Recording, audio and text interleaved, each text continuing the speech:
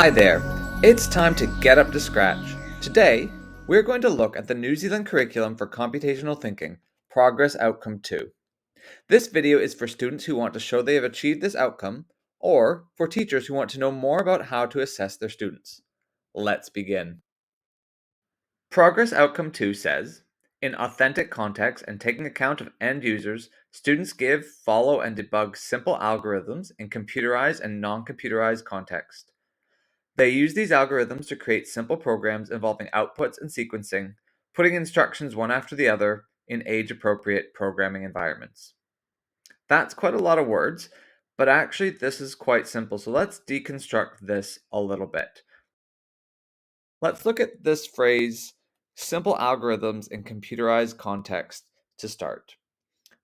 A simple algorithm is basically just a set of instructions, and in this case, we're talking about computerized context. So Scratch is perfect, but there are various other computer languages and apps that you can do to practice this.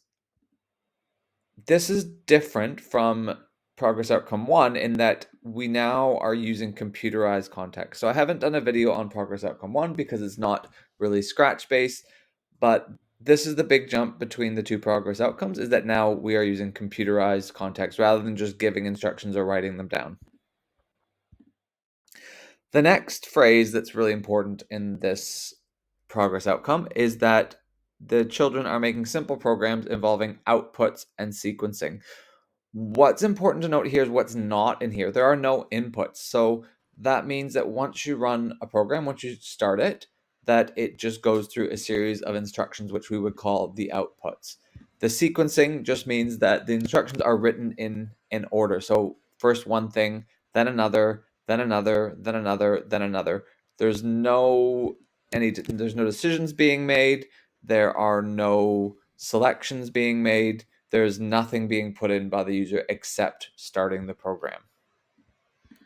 The blocks that you will use to show that you've achieved Progress Outcome 2 will be the events block, probably just the when the green flag is clicked, because most of these, the rest of them, do involve some sort of an input. So you only really need to use when the green flag is clicked, but you'll also use the motion blocks, the looks blocks, the sound blocks, and probably the first wait 1 second control block. Other than that, though, you can probably avoid the rest of the blocks as they are a little more complicated. So there are videos that I've got on motion blocks, looks blocks, sound blocks, and probably you want to watch the beginning of the events blocks and the control blocks videos as well if you don't know what they do. This is an example program where all I've done is create just a sequence of events that the sprite over here will do. So first, the program, it starts in the center, so it goes to x00, and then it says a couple things. It plays a sound, it says something else, then it changes its costume and waits for a couple seconds. It does that twice. Now note that there is no looping here. That's something we'll talk about in Progress Outcome 3. And then it glides to a random position. And that's why when this program ends, it's going to be in that random position. So that's why at the beginning of every program we have go to X. So this would be a perfect example of something that would prove that you or your students knew how to fulfill Progress Outcome 2, because you're creating a simple algorithm. There's a good number of steps there, and it's computerized, and there is a sequence to what happens, and it makes sense in this context. This program is another good example. It also is something that could be very much simplified if you were to go to Progress Outcome 3, but you'll notice that there's a very much a repeating sequence here, and it's really easy when you're copying and pasting, though there's an easier way. We start with the sprite at this minus 118 and 114, which I just dragged it there. And then we go to the next costume, we move 10 steps, we wait 0.5 seconds. We go to the next costume, we move 10 steps, we wait 0.5 seconds. So it's something really simple, but it's also very straightforward.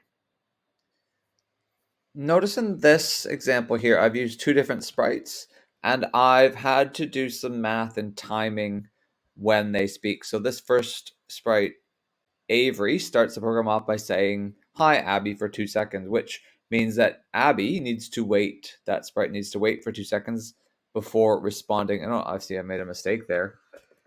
It's always good to be going back and double checking what you've done. Then Avery actually speaks for 2 plus 2 seconds, so that's 4 seconds. So Avery is waiting. So 4 seconds. This is starting to show a little bit of the ability to get to progress outcome 3. When we look at that video, I'll explain what the key differences are. But at this point, these programs are all just doing simple sequences. And that's what you need to show to prove that you can do progress outcome 2. That's all for today. Thank you for watching this. Hopefully now that you have a good understanding of what you need to do and that you can go ahead now and make some programs of your own and show your teacher or even show your students that you are ready to move on to progress outcome 3. Happy programming! Don't forget, like, comment, and subscribe. Thanks for watching.